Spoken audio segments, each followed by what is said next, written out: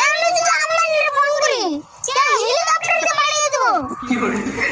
তোমার খালি বড় বড় লেকচারি শাহরুখ খানের খাতির আম্বানির খাতির ওই কই তুমি আমার কাছে বাকি নাও তাই না ও আমার নাকি আম্বানির নাকি শাহরুখ খানের নাকি খাতির তোর বিশ্বাস না বিশ্বাস তো হয় না তুমি এত পারো শাহরুখ খানের একটা ফোন করছো দেখি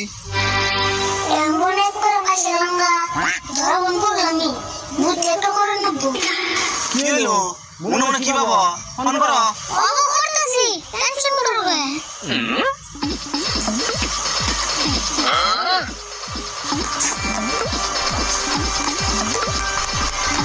हेलो शाहरुख जी